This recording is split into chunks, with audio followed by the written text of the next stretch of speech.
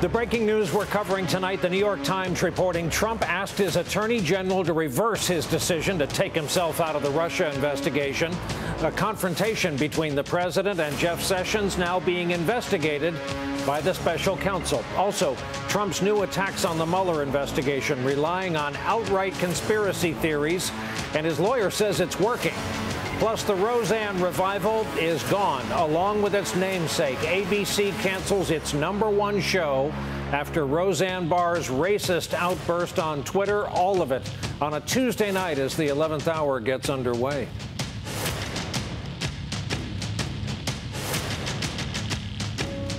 On this Tuesday night, good evening once again from our NBC News headquarters here in New York. Day 495 of the Trump administration.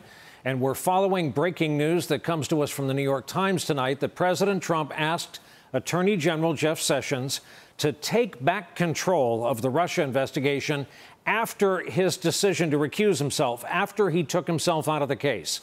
Michael Schmidt reports that one Saturday in March 2017, Sessions flew to Florida because the president wasn't taking his calls on the travel ban specifically. Quote, when they met, Mr. Trump was ready to talk, but not about the travel ban. His grievance was with Mr. Sessions. The president objected to his decision to recuse himself from the Russia investigation.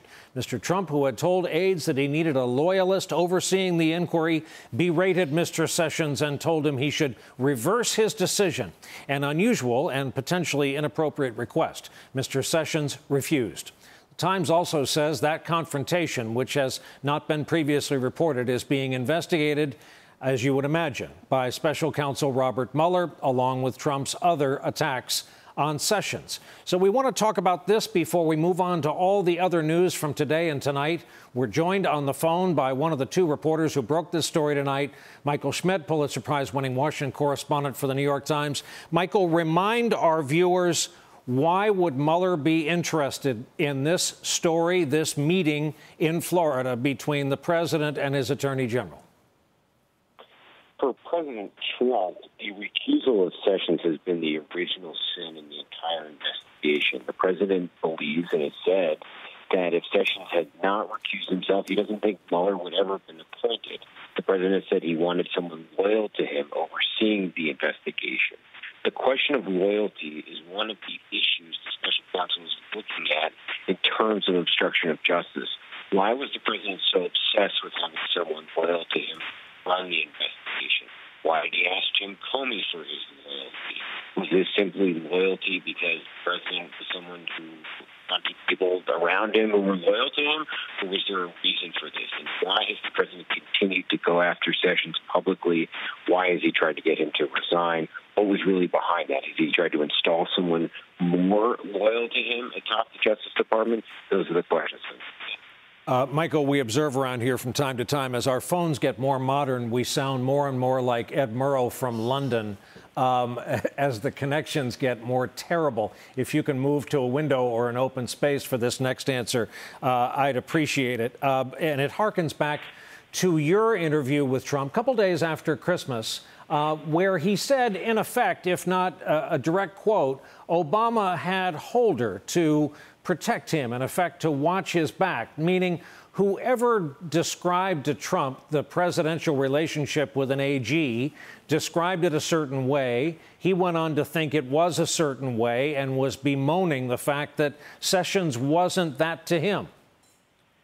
Correct. The president has really always wanted someone at the top of the Justice Department that he knew and could trust. He does not view the Attorney General as someone as much who is out there to follow the facts and follow the law as it is someone that will be loyal to him. And he has said that. The president, in one of his eruptions last year when he learned either about when Mueller was appointed or when Sessions had recused, said, you know, he needed an attorney general. He says, where's my Roy Cohn? And he's referring to his longtime personal lawyer who was sort of a fixer for him in New York City when he was a young and up-and-coming real estate person. And he said that's the type of person that he envisioned at the top of the Justice Department for him. So you can see why he maybe didn't like Jim Comey as his attorney general and why he doesn't like the idea of Rod Rosenstein, someone who he doesn't know, running the investigation. Michael Schmidt, our thanks to you for phoning into us. We really appreciate it. To our viewers, we apologize for the quality of the phone connection tonight. Moving on, though, the Times report comes as President Trump and his legal team are taking their very public PR campaign to discredit the Mueller investigation to a new level. Earlier tonight, during a campaign-style rally in Nashville, the president repeated the claim that someone had infiltrated his 2016 campaign. So how do you like the fact they had people infiltrating our campaign? Can you imagine? Can you imagine? Never in the history of our country has something taken place like took place during this election. We'll talk about that last assertion in a moment. Since Saturday, President Trump has relentlessly attacked the Russia investigation on Twitter, among other things, calling it a witch hunt and rigged, two old classics there. Earlier today, the president wrote, quote, "The 13 angry Democrats, plus people who worked 8 years for Obama, working on the rigged Russia witch hunt, will be meddling with the midterm elections, especially now that Republicans, stay tough, are taking the lead in polls. There was no collusion, capital C, except by the Democrats." Meanwhile, the Washington Post has new reporting on Trump adding an unofficial job title, let's say, to his own. Ashley Parker, Josh Dawsey, and Philip Rucker write, quote, "The White House communications director's job has been vacant for exactly 2 months, but in practice, it has been filled since the day Hope Hicks said farewell to her unofficial replacement, President Trump himself." The president also has unofficially performed the roles of many other senior staffers in recent months, leaving the people holding those jobs to execute on his instincts and ideas. And that's exactly how Trump likes his West Wing. Post goes on to report, quote, "Though Trump continues to rage about special counsel Robert S. Mueller's investigation into Russian interference in the 2016 presidential election, the president seems satisfied for now, at least, with his new legal team, which includes Giuliani and Emmett T. Flood." Rudy Giuliani has, of course, been a constant fixture on television and in print about this investigation since he was brought on last month. This Sunday was no different. Giuliani spoke openly about his public opinion battle while on CNN. To a large extent, remember, Dana, we're defending here, it is for public opinion, because eventually the decision here is going to be impeach, not impeach. Members of Congress, Democrat and Republican, are going to be informed a lot by their constituents. So our jury is as it should be, is the American people. Let us bring in the rest of our leadoff panel, shall we, on a Tuesday night, with thanks for their patience. The aforementioned Ashley Parker, Pulitzer Prize-winning White House reporter for The Washington Post. The aforementioned Philip Rucker, Pulitzer Prize-winning White House bureau chief for The Washington Post. A rare visit to New York. Good evening to both of you. Ashley, let's back up over some stuff.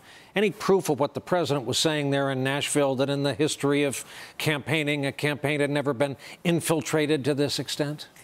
No. To answer your question, simply no. There's no proof. There's no good evidence of that description of the FBI informant. But that's sort of beside the point. Rudy Giuliani, for instance, in talking to my colleague on that story, Josh Dawsey, just today, sort of said, do you want to know why the president is mentioning Spygate and using these terms? Because it works, because it's swaying public opinion. And so for this portion of the legal exercise, which is winning, the PR campaign publicly, facts in a lot of ways are beside the point. And facts are not what is moving the public opinion, but something evocative and catchy like Spygate, maybe. And Phil, indeed, your reporting is that the president, for now, while not ever sanguine, is rather content with the calm strategy. That's exactly right. He's dictating the message, and what you have in the West Wing is all of these White House staffers following his orders and repeating the messages that he lays out for them. And Ashley's exactly right about the legal strategy, which is really a PR strategy, and Rudy Giuliani's convinced this is working. I talked to him late last week as well, and he said this is going to continue. You're going to keep hearing the Watergate references. You're going to hear a linkage between President Obama and President Nixon, saying that Obama did just what Nixon did to break into the Democratic headquarters and create this reality that they think can really undermine the Mueller probe and make the public, the American people, view it in a partisan lens. Ashley, you've reported, let's use some proper titles here, that the War of the Worlds environment has faded in the West Wing. Fear and Loathing continues, but maybe more of a Game of Thrones atmosphere. Explain.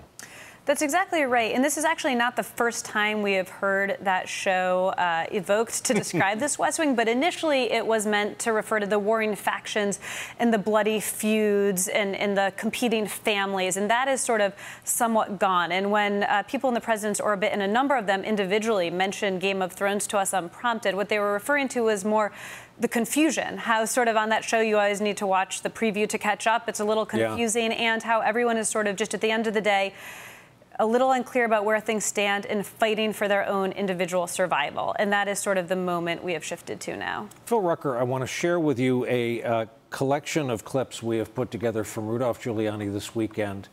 It sure appears he was sent out with the instruction to use the word rigged. Here it is. We'll talk about it on the other side. This is rigged. I mean, you've got 13 Democrats.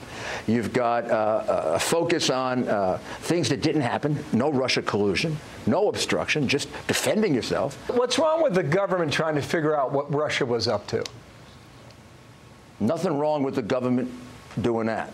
Everything wrong with the government spying on a candidate of the opposition party. That's a Watergate, a Spygate.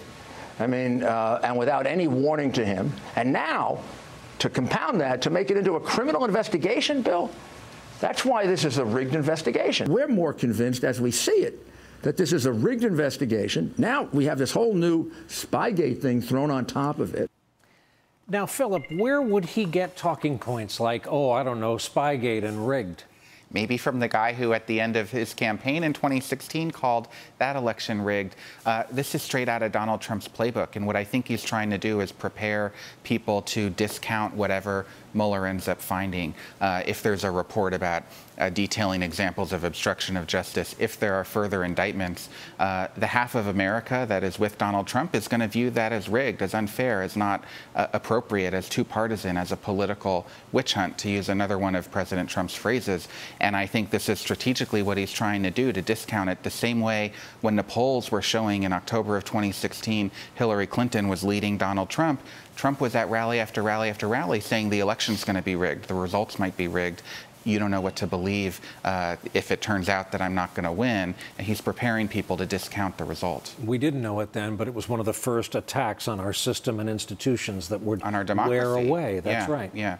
Ashley, you and I have talked about this before. The president feels he does better when he's playing the victim. And this current strategy is fine until it isn't. What I mean is, it's Giuliani on television because there's no one for the Mueller effort.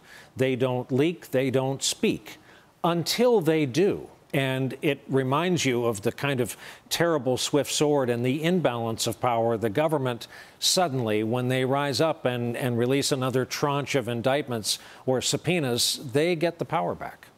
That's exactly right. So what you're seeing now is Rudy Giuliani is basically the president's television id. And it doesn't matter that he's a wildly unreliable narrator. He gives interviews where he says wildly contradicting things. He says in one interview, I talk to the president every day. In another interview, he says, I haven't talked to him for several weeks. The problem is, as you point out, Mueller's team is silent. So he is now the only voice of authority, and that has given him perhaps more power than those differing narratives perhaps deserve. But when Mueller's team does come out, and it's unclear when and if and when they release a report, I do think you will then have sort of finally dueling narratives, and this PR strategy may potentially, even though they are priming the ground, and that's what they're doing, be less successful against a conclusive, thorough report by an impeccable team. And that moment, Phil, you've said that's when you worry that Trump is capable of doing something very big, very risky.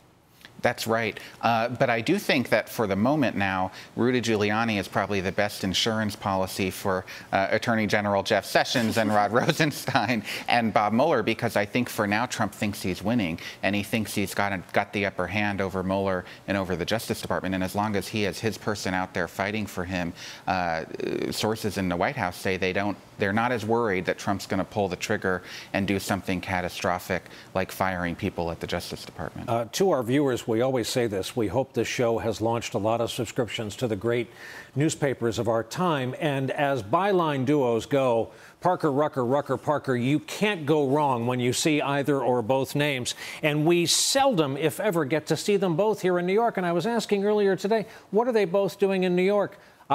It's the luncheon tomorrow for Pulitzer winners. We couldn't be prouder to know Ashley Parker and Philip Rucker. And we brag all the time that you're part of our broadcast. Thank you both. Thank you, Brian. Appreciate it. Coming up for us, legal reaction to tonight's new report on Jeff Sessions and the Mueller investigation. And later, President Trump once praised Roseanne and her ratings, 18 million viewers on a single night. So what now with all of that? All part of the 11th hour on a Tuesday night, back to work night, just getting underway.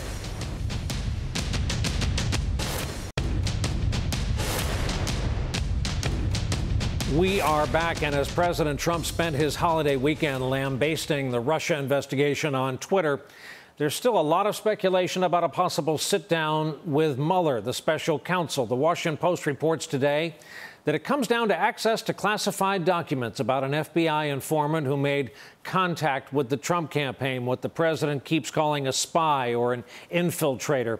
Well, according to the Post, Trump attorney Rudy Giuliani's latest demand further ratcheted up the pressure that Trump and his lawyers are trying to place on special counsel Robert S. Mueller III's team as his investigation into alleged coordination between Trump's campaign and Russia reaches a key juncture.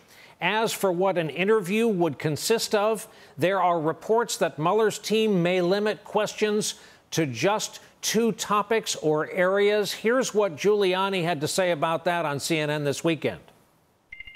And if everything could be worked out, then they would probably limit it to collusion and obstruction.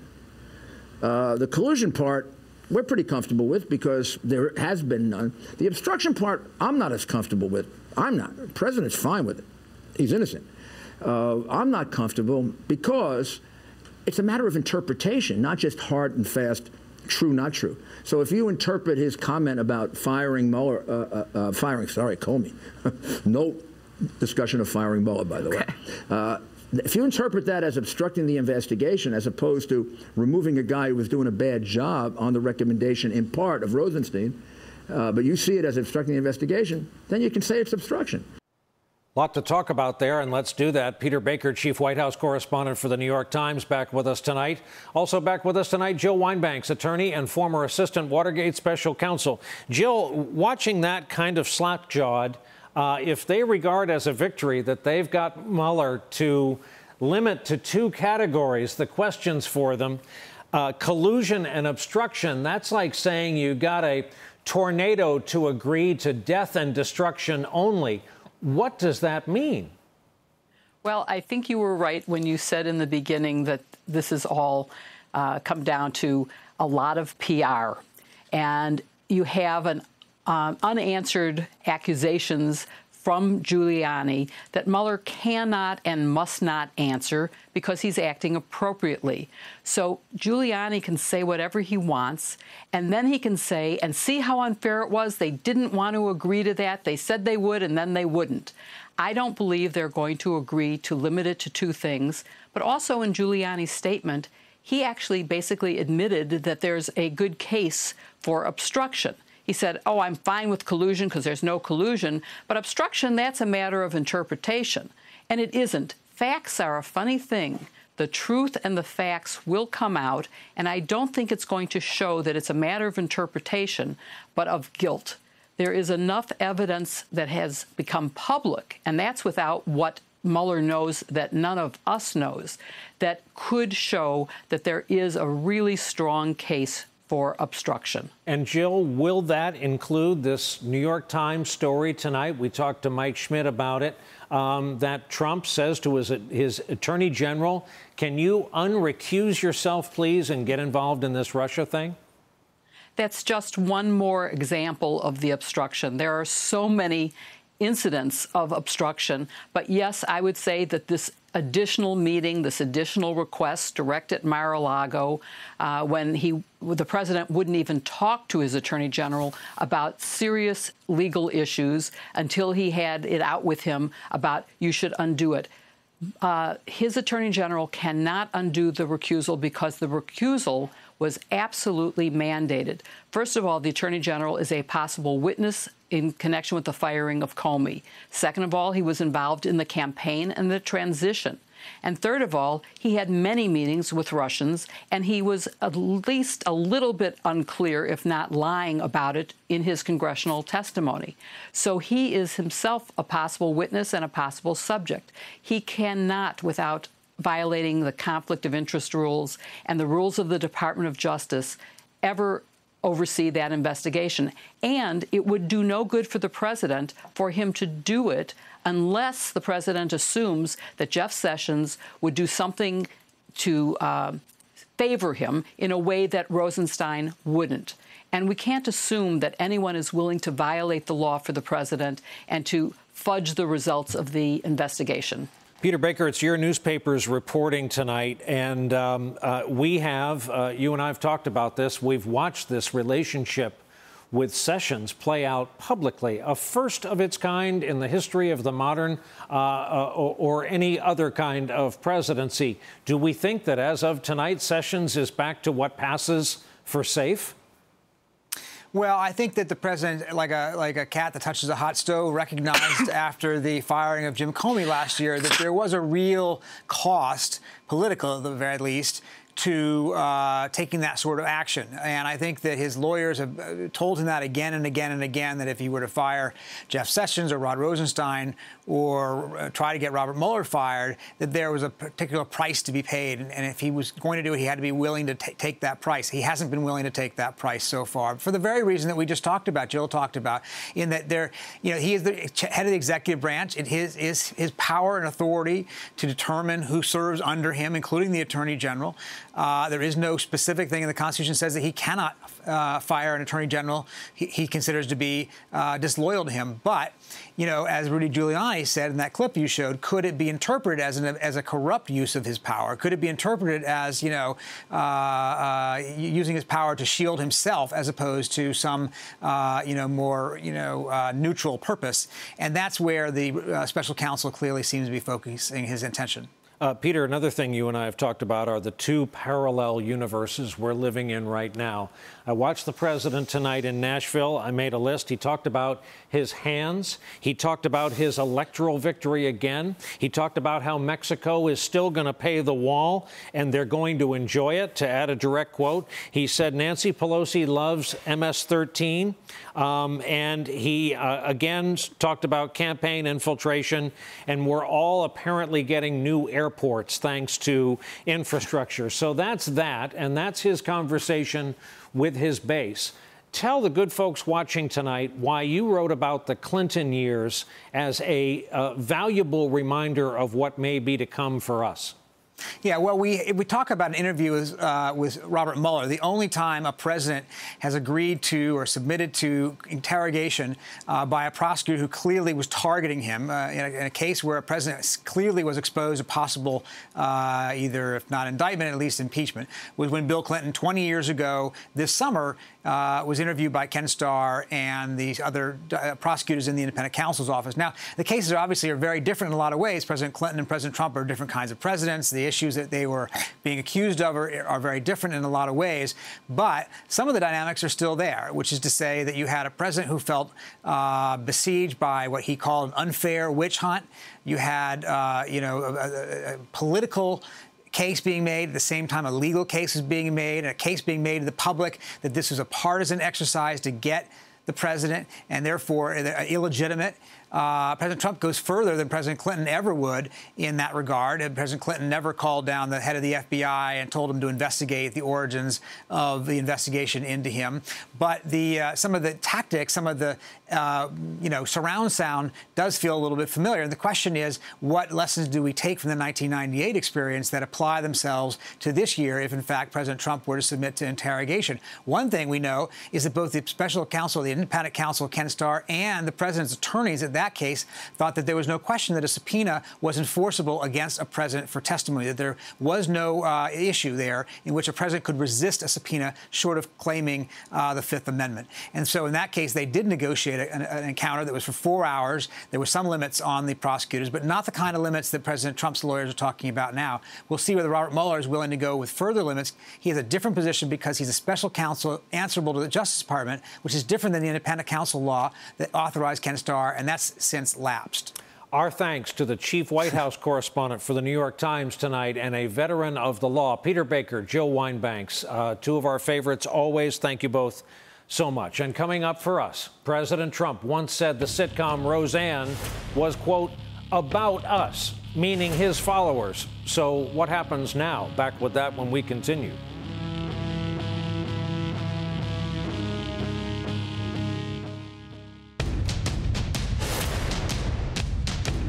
Look at Roseanne. I called her yesterday. Look at her ratings. Look at her ratings. They were unbelievable. Over 18 million people. And it was about us. That was President Trump just 2 months ago praising the revival of Roseanne Barr's show on ABC. Well, today, ABC fired Roseanne Barr. By doing so, they killed their highest-rated television show. It came after Roseanne, of course, wrote a racist slur on Twitter about former Obama senior advisor Valerie Jarrett. Quote, Muslim Brotherhood and Planet of the Apes had a baby equals Valerie Jarrett. Roseanne apologized and deleted the tweet, but that wasn't enough to stop what was coming, and it took the network just over 11 hours to kill the newest and very successful incarnation of Roseanne's show. The network's entertainment president, Channing Dungey, issued a statement calling Roseanne's comments, quote, abhorrent, repugnant, and inconsistent with our values. Valerie Jarrett, the target of the racism, responded earlier today during a town hall meeting here on this network. I think we have to turn it into a teaching moment. I'm fine. I'm worried about all the people out there who don't have a circle of friends and followers who come right to their defense. The person who's walking down the street minding their own business and they see somebody cling to their purse or want to cross the street. Or every black parent I know who has a boy who has to sit down and have a conversation, the talk, as we call it. Bob Iger, who's the CEO of Disney, called me before the announcement. He apologized. He said that he had zero tolerance for that sort of racist, bigoted comment, and he wanted me to know before he made it public that he was canceling his show. And so I appreciate that they did that so swiftly.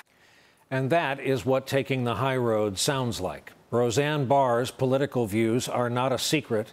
In the same Twitter fuselage, she went after Chelsea Clinton and called George Soros a Nazi. Prior to this incident, the current president has considered her as something of a kindred spirit.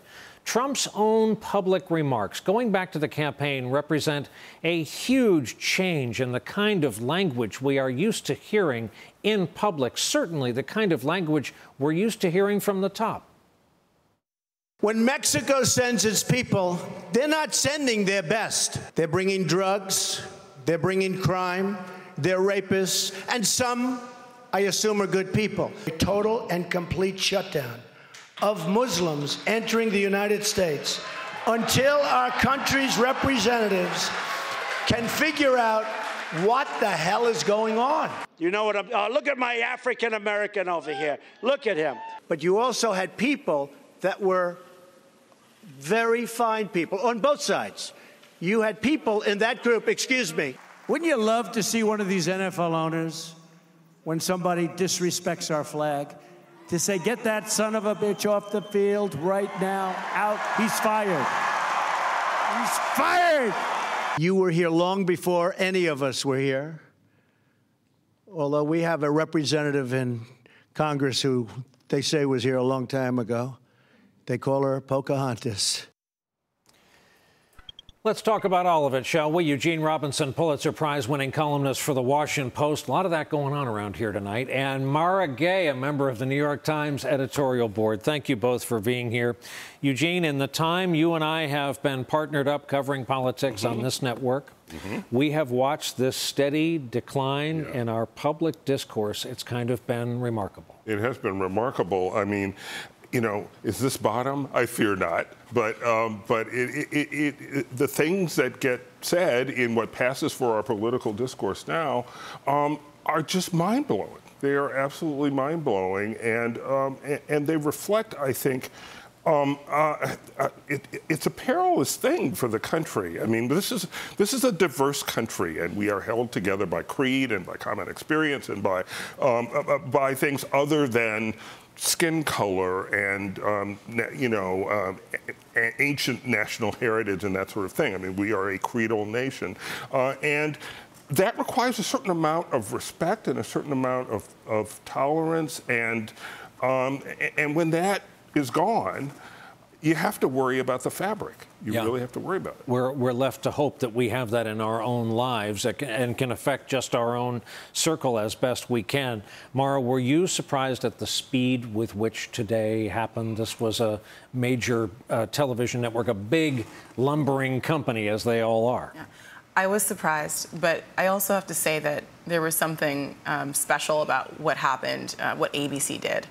And I think it's a big deal. I think they deserve a lot of credit for it. I think that so much of what's going on in the political realm that's toxic has actually started to pervade everyday life and the culture and the fabric, as you guys said, of the country. And I think it becomes even more important for not just political institutions, but also cultural institutions to play their role in shaping culture and in drawing a line and saying this is acceptable, this is not.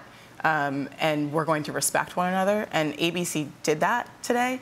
And I also want to say that even though what Roseanne Barr did was absolutely abhorrent, and I do believe that people should be treated like adults, and there hasn't been enough of that in political discourse, frankly, it's also, I hope, a moment not to vilify her and her fans and even Trump's base, even though some of the things they're saying are abhorrent. I think it's a moment for both accountability, but also the offer of redemption and hopefully, as Valerie Jarrett said, a teachable moment. I mean, you can't force someone to come to the table, but we have to live with one another in this country. So there also has to be an opportunity to say, let me explain why this is really wrong and offensive and hurtful. And hopefully we can have that conversation. I'm afraid we're not there yet, but that is where we need to go. We can't just cast off large swaths of American society. And Jean, to Mara's point, the words were Roseanne's and Roseanne's own, and she owns them now at great consequence and peril. Did you expect the president to mention it tonight in Tennessee? Should he have? I actually did not expect him to mention it in Tennessee. I think he saw the swift reaction to what Roseanne Barr had said, and President Trump has excellent political instincts. I think he wasn't going to go out on that limb, because that limb was already broken. The interesting thing, what do you do with Roseanne? I mean, this is not the first time she has said something like this. She compared Susan Rice to an ape in 2013. I mean, this is a constant thing. So it's not as I'm all for we should attempt to reconcile and bring everyone in, but she has very defiantly been on the outs in terms of what I think most people consider acceptable racial dialogue. I mean, she says racist stuff all the time. I agree. I mean, and again, this is a moment for accountability. And this is the accountability, and I think that was absolutely the right thing. I guess what I'm saying is, I think the country has become so tribal that unfortunately, and I'm not quite sure how you deal with this, but there are those in Mr. Trump's base who feel that any attack on Mr. Trump is an attack on them personally. And so I just think there's a way to hold folks accountable without vilifying them. And I just moving beyond Roseanne Barr for a moment and taking this conversation into, well, what do you do with the rest of the president's base that's shouting "lock her up" at a rally? I mean, so. Yeah, the thing is, President Trump's base, like any large group of Americans, is diverse and has, it is possible, I think, for him and others perhaps to lead them to a place where they consider themselves invested in Roseanne Barr's future if he chooses to do that. But I don't think that's necessarily where they would go in and of themselves. So I don't think by any means they're irredeemable. I just think some are. It also strikes me sitting here, you both have huge platforms. on which to write and comment about this in the days to come. This will be interesting. Thank you both for coming and talking about this with us tonight, Eugene Robinson, Mara Gay. Coming up, according to a new NBC News report, North Korea is a no on denuclearization, but a potential yes to bringing a Western name to Pyongyang. We'll talk about it with one of the great experts in the region right after this. A new report by the CIA described to NBC News by 3 officials concludes North Korea, as everybody suspected and common sense dictated, has no intention to give up its nuclear weapons anytime soon. This official assessment comes at a damaging time. All signs from the White House point to a June 12 summit being back on, even after that kind of sad letter from Trump to Kim Jong-un, which was just last week. While it says denuclearization is not a realistic objective, NBC News does add this about this intelligence assessment, quote, in an odd twist, a list of potential concessions by North Korea in the CIA analysis included the possibility that Kim Jong-un may consider offering to open a Western hamburger franchise in Pyongyang as a show of goodwill, according to 3 national security officials. It suggests Kim is interested in a peaceful gesture to an American president whose love of fast food burgers is well known and who, during the 2016 campaign, had said he wanted to talk nukes over a burger with the North Korean leader. Now, for more, we welcome back one of the foremost experts on the Korean Peninsula, Victor Cha, Korea chair at the Center for Strategic and International Studies and a former National Security Council director for Asian Affairs. He also happens to be the author of The Impossible State, North Korea, Past and Future. Victor, this is not an unserious piece of reporting. This actually happened. Can it be that their view is so transactional as to say removing our nuclear weapons is a non-starter, but we love us some Wendy's over here, and maybe we can talk about that? Well, this report's very interesting. This wouldn't be the first time that the North Koreans have raised issues like this. I remember a few years ago, they talked about bringing fried chicken franchises and Coca-Cola to North Korea as a way to show their interest in reform and opening.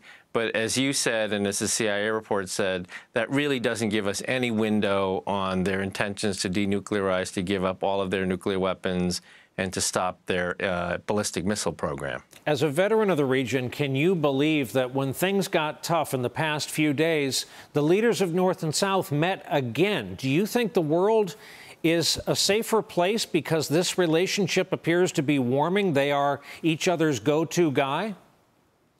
Well, it is interesting that the South Korean government, which is a progressive government, the first one in 10 years, progressive in South Korea means that they're interested in engagement with North Korea. It doesn't mean that they're pro-choice or pro-gay marriage. It means they're interested in engagement with North Korea. And they have been very aggressive and creative in using the Olympics, which they hosted last winter, and other fora to try to build this relationship with North Korea. And whenever there is uncertainty with regard to the United States, remember the South Korean president was just in Washington, D.C., in the Oval Office, talking with the U.S. president, and did not know that 48 hours President Trump would turn off the summit before he turned it on again 24 hours later. So whenever there's uncertainty now on the U.S. part, the South Koreans appear to be going to the North Koreans to try to get the North Koreans, who are really the unpredictable party historically, to try to get them closer to a position where they can bring the United States and North Korea together. So this really is role reversal, if you will, historically from what we've seen in the past. We're getting a very important visitor from North Korea. Rare trip to New York tomorrow. Tell our audience the 30-second version of who this is and why he's coming. So this is effectively the #2 guy in North Korea. He's Kim Yong-chol. He is actually sanctioned by the United States under Executive Order 13551. He is a sanctioned individual for terrorist activities, nuclear proliferation, and other bad things. But he is the number 2 man, and he is coming here, presumably to meet with Secretary Pompeo. And it wouldn't surprise me if he also met with President Trump, because Pompeo, when he was director of the CIA and made 2 trips to North Korea, he met with the North Korean leader. So diplomatic protocol would suggest they'd reciprocate the favor, but that would be some photo op, let me tell you. Victor Cha, we'll continue to invite you on to handle questions like this, especially if this summit happens after all. Thank you so much for being on our broadcast yet again tonight. And coming up for us, what more we have learned from one of the greatest human tragedies of the last 12 months.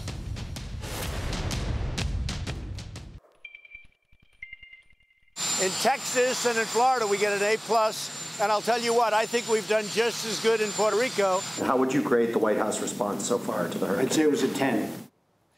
In the immediate aftermath of Hurricane Maria's devastation of Puerto Rico, President Trump was quick to praise his own administration's response. The official death toll currently stands at 64 in Puerto Rico. However, a new Harvard study found something closer to what the people of Puerto Rico already knew and would have told you themselves, that over 4,600 deaths can be connected to the hurricane and the island's ruined infrastructure, more than 70 times the official estimate.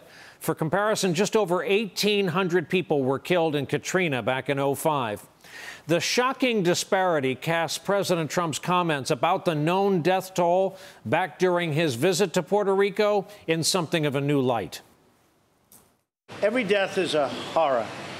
But if you look at a real catastrophe like Katrina, and you look at the tremendous hundreds and hundreds and hundreds of people that died, and you look at what happened here with really a storm that was just totally overpowering. Nobody's ever seen anything like this. What is your death count as of this moment? 17? 16 certified. 16 people certified. 16 people versus in the thousands.